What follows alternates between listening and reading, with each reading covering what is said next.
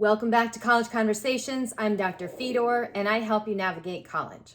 In this video, I'm going to share with you some tips on how to get the most out of attending your college's org fair or organizational or club fair. Please remember to hit like and subscribe so I can continue to bring you these helpful videos and share them with people who also might find them useful.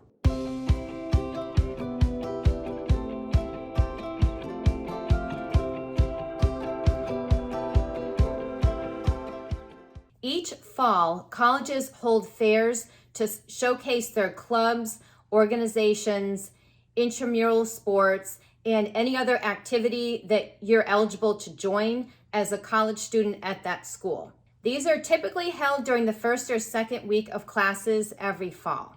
If you're a first-year student, it's easy to feel overwhelmed when there's so much going on at this org fair and everyone's going to it. There's a lot of giveaways. There's probably music, balloons, a lot of things going on. And all of the student leaders are trying to recruit you and giving you all the free goodies they're throwing things at you as you're walking by, and a lot of things are being given out at the fair.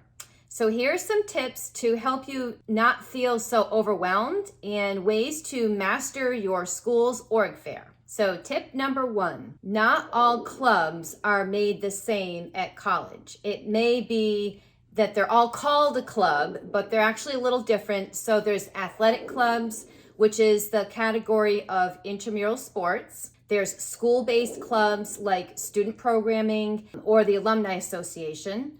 There's Greek life organizations, which is fraternities and sororities. There's religious clubs. There's common interest clubs like chess. There's community activism clubs. So there's all different kinds of clubs and possibly professional development clubs.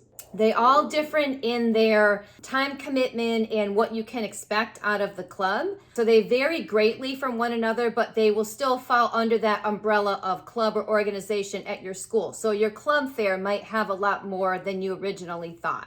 Tip number 2.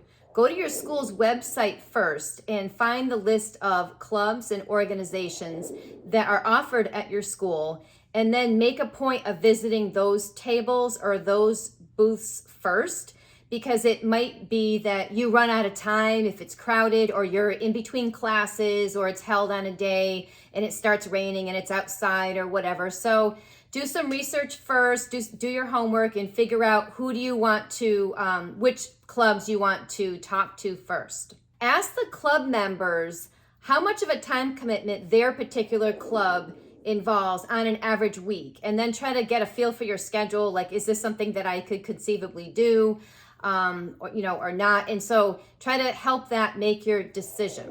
Tip number 3, be intentional with the clubs you sign up for. I've seen this happen so many times.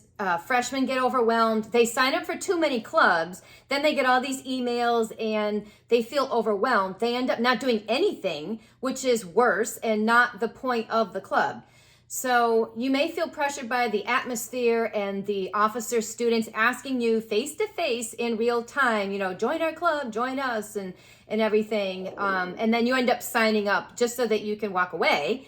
Remember that you can always tell them, I don't want to spread myself too thin, or I'm just casually looking right now.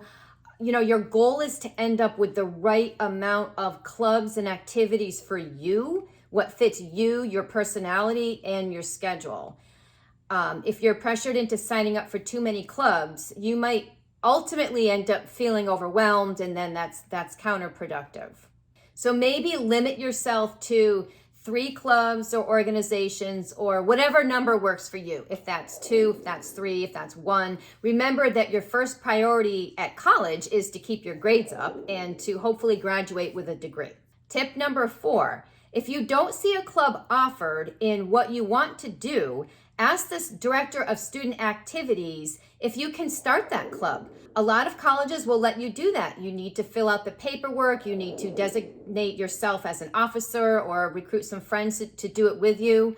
That's also good experience, but there is usually a set procedure for a student-run club to be established. So there might be other students who also want, a chess club or something, and your school doesn't currently have one, and you can recruit other people who want to start a chess club with you. And tip number 5, the club fair or the org fair, that period is not the last opportunity that you will have to join a club. So most of the clubs are always looking for new members. So just because you didn't join during that week time period or weekend time period, doesn't mean that you can't go back and say, hey, I was overwhelmed before or whatever. I just found out about your club. Can I join? Most clubs are always looking for new members. So email the president of the club or one of the members and say, hey, can I still join even though it's after the org fair? A lot of times you can join anytime during the academic year. So to recap, number 1, clubs differ greatly in their time commitment, and there's a lot of activities and things under the umbrella of clubs. Number 2, research your school's club offerings online before going to the org fair so that you can visit those booths first. Number 3, be intentional with the clubs that you sign up for and don't sign up for too many and then not do anything. Number 4, start your own club if you don't see something that you really like that you're interested in and it's not offered. And tip number 5, if you miss the org fair, you can usually join later on sometime during the academic year. Please hit like and subscribe so I can continue to bring you these helpful videos and share them with people who might find them useful.